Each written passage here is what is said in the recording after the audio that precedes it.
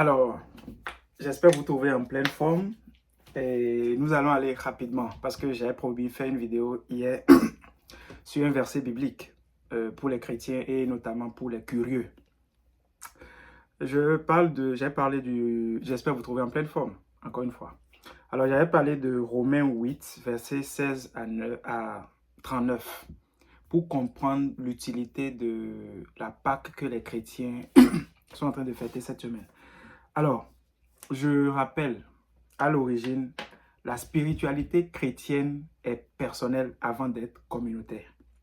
Parce que déjà, les gens insultent les chrétiens parce que certains chrétiens refusent d'ouvrir les yeux.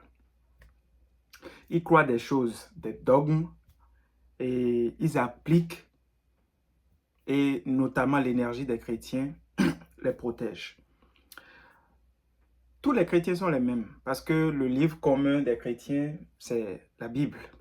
Okay? Peu importe les versions, l'idée, la souche, c'est la même souche.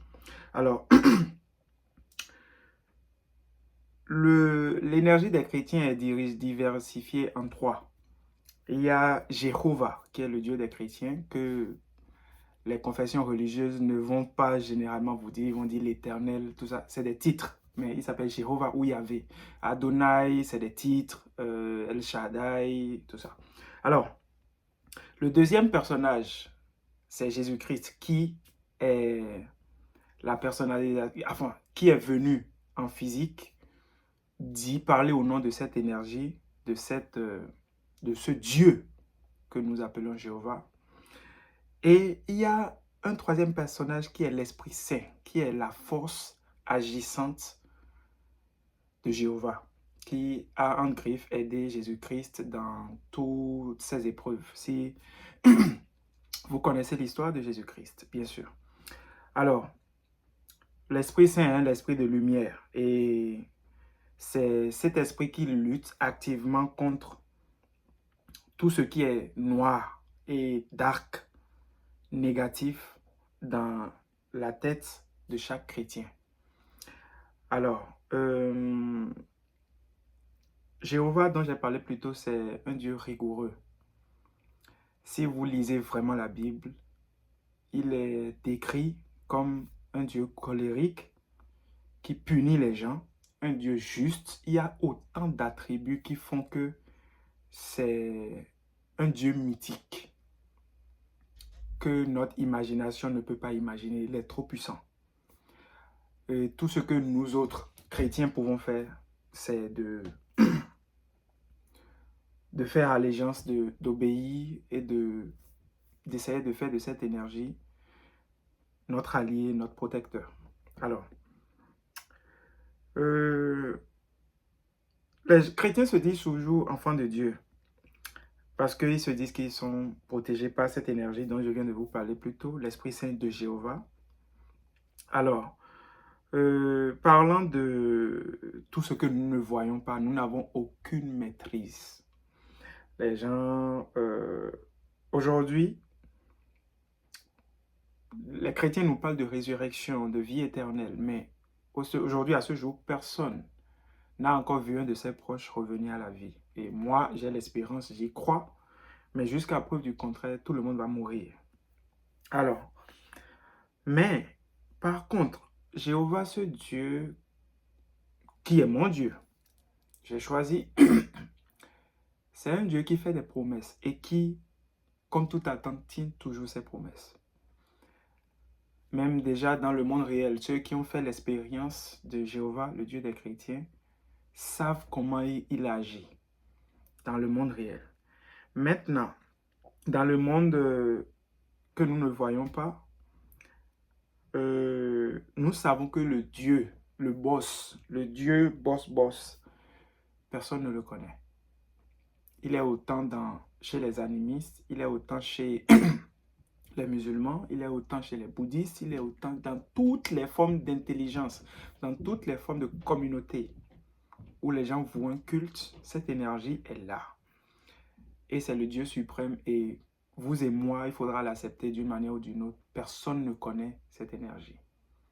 La forme la plus simple pour profiter, pour comprendre cette énergie, c'est de se soumettre aux énergies aux énergies intermédiaires, c'est-à-dire les dieux, Jésus-Christ, Jéhovah et les prophètes dans tous les courants religieux, notamment chez les endogènes, les Bokonon, tout ça, tout ça. Bon, pour ceux qui connaissent les Béninois. Alors, je vais vous parler aujourd'hui du Dieu suprême, qui est un Dieu contractuel, c'est un Dieu de contrat. Alors, lui, il n'est révélé à aucun humain. Les gens peuvent se vanter aujourd'hui que leur Dieu est le meilleur Dieu, le vrai Dieu, le bon Dieu. Mais le puissant, celui qui a conçu qui nous sommes là, c'est un artiste. Et peu importe l'imagination que vous pouvez avoir, il est illimité. Vous ne pouvez que le rechercher par les ramifications. Il est autant présent dans la musique, dans la science, dans l'intelligence, dans l'abstrait, même dans la matrice, pour ceux qui connaissent la matrice. Alors, c'est lui qui est à l'origine de toutes les formes de culte aujourd'hui. Et je vous dis, soyez réalistes. Le Dieu qui a créé tout ce que nous voyons aujourd'hui, toute notre dimension, c'est un Dieu qui s'en fout de l'humain. C'est-à-dire, aujourd'hui, vous pouvez 10 000 à mourir aujourd'hui, le monde va continuer, puisque c'est sa décision. Alors, il prête la vie aux gens, il regarde ce que vous allez en faire, et à un niveau, il reprend cette vie-là. Donc, autant mener une vie pleine de valeurs, et si vous et moi voulons quand même avoir une chance dans l'after. Alors, si vous comprenez ce principe, vous allez mieux apprécier le principe de la rançon. Le Dieu suprême, il ne pardonne pas. Donc, si nous partons de ce principe et nous comprenons maintenant que le Christ, en union avec notre Dieu, le suprême Jéhovah, ont voulu négocier avec l'énergie suprême pour les gens qui vont croire en eux, dont moi, Jonathan, je fais partie. Alors, pour que quand même le suprême puisse reconsidérer le sort de certaines personnes. Sinon, vous pouvez ne croire en rien, vivre et mourir tout simplement. Le jugement ou le programme est prévu par le boss et personne, il n'a pas besoin de notre avis.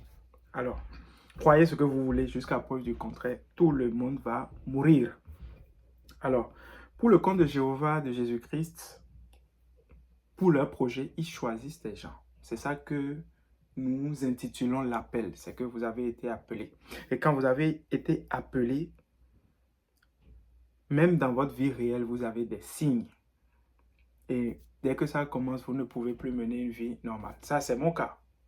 Vous ne pouvez plus mener une vie normale et c'est à votre actif de vous arrêter et d'aller vers cette divination intérieure, vers cet appel et essayer de partager le don qui vous a été donné, le rôle spirituel que vous avez, en espérant aider les gens. Donc, faites de la spiritualité votre allié, vous n'avez rien à perdre. Et c'était mon message, et un message aux chrétiens, mentez moins. Joyeuse fête de Pâques et traitez avec un Dieu qui vous promet une vie éternelle, c'est toujours à votre actif, vous ne perdez rien. C'était moi, Jonathan Makutode, un coach en spiritualité, en développement personnel et en entrepreneuriat. Merci.